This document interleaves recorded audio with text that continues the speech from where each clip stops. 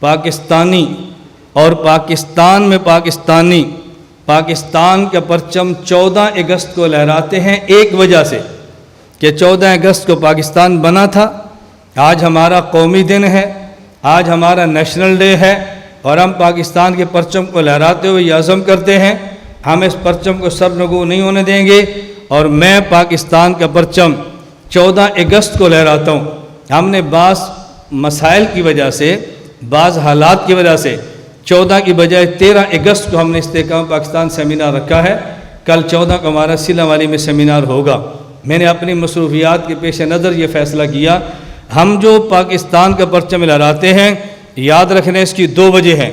Number 1، Pakistan ہمارا ملک ہے، ہم نے ہر حال میں اور ان حالات میں خصوصاً پاکستان کا پرچم لہرانا ہے، اور پاکستان کا مخالف وہ پاکستان سے باہر ہو، وہ مخالف پاکستان کے اندر ہو، ہم نے اس کو اپنے عمل کے ساتھ بتانا ہے۔ ہم پاکستان کے پرچم کو سرنگو نہیں ہونے دیں گے۔ آج ہمارا پسینہ نکلا ہے، کل خون بھی دینا پڑا، ہم دیں گے، لیکن پاکستان کے پرچم کو سرنگو نہیں ہونے دیں گے۔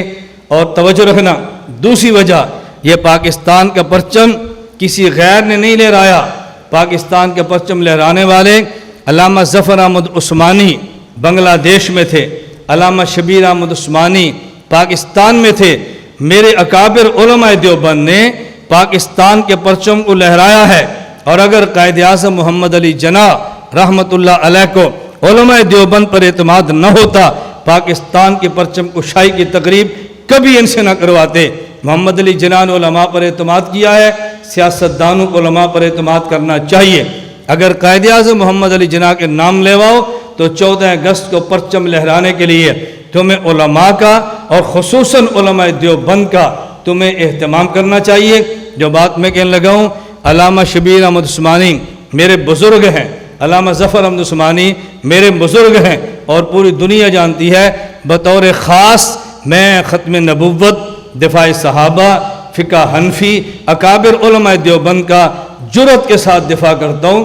جو کام اکابر نے کیا ہے ایمان سمجھ کر کرتا ہوں۔ تو جس پرچم کو ہمارے اکابر نے لہرایا، ہم اس پرچم کو لہرائیں گے اور سرنگو نہیں ہونے دیں گے انشاءاللہ۔ ہمارے اکابر کی روح خوش ہوگی کہ ہمارے روحانی بیٹے اس کو لہرا رہے ہیں۔ طلبہ کو یاد ہو کہ میں نے دوران سبق کہا تھا، تم اپنی جماعت کے پرچم مدرسے کے اوپر لہراتے ہو، اپنی جماعت کے پرچم اداروں پر لہراتے ہو۔ پاکستان کا پرچم پہلے ہے، ہماری جماعت کا پرچم بعد میں ہے۔ یہ ملک ہوگا، اس ملک میں تمہاری جماعت بھی ہوگی، یہ ملک نہیں ہوگا، اس ملک میں تمہاری جماعت بھی نہیں ہوگی۔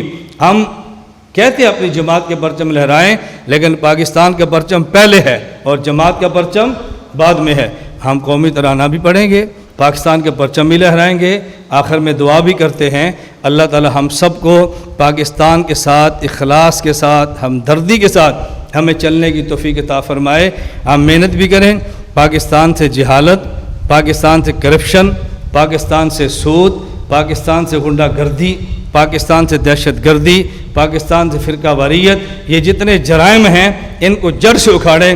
ہم اسلحے کی نوک پہ نہیں کہتے، ہم طاقت سے نہیں کہتے، لیکن جتنی محنت کر سکتے ہیں اتنی محنت تو کم از کم اتنی محنت کریں۔ اور جو ہر آئے دن پینترے بدلتے ہیں نا، توجہ رکھیں، ہر آئے دن پینترے بدلتے ہیں، آپ ان پر نگاہ رکھیں۔ میں گول مول بات نہیں کرتا، کبھی لشکر طیبہ، کچھ حالات بدلے جماعت الدعوہ، کچھ مزید حالات بدلے تو ملی مسلم لیگ۔ میں نے کہا کچھ حیا کرو، کل تک تم جمہوریت کو کفر کہہ رہے تھے، آج اسی جمہوریت کا سہارا لے رہے ہو۔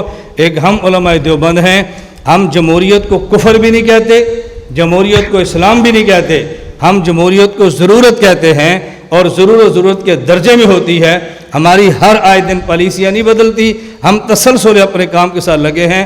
مدارس کا کام بھی کیا ہے، خانقاہوں کا کام بھی کیا ہے، رفائی کام بھی کیے ہیں، اور اسمبلی کے اندر آپ اچھی طرح جانتے ہیں جمعیت علماء اسلام نے جمہوریت کی بنیاد پر ایک کام کیا ہے، اور ہم اس موقع پر قائد جمعیت مولانا فضل الرحمان دامت برکاتہم، جمعیت علماء اسلام اور ان کی تمام اسمبلی میں ہونے والی کاوشوں کو اچھی نگاہ سے دیکھتے ہیں۔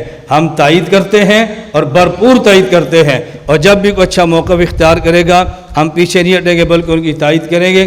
میں نے کئی بار کہہ چکا ہم عملاً سیاست نہیں کرتے، عملاً سیاسی جماعتوں کا حصہ نہیں ہے، لیکن جو کام اچھا کرے گا ہم اچھے کام پر اس کی تائید کریں گے، غلط کام کرے گا اس کی اسلامی نقطہ نظر سے تردید کریں گے۔ اللہ مجھے اور آپ سب کو بات سمجھنے کی توفیق عطا فرمائے۔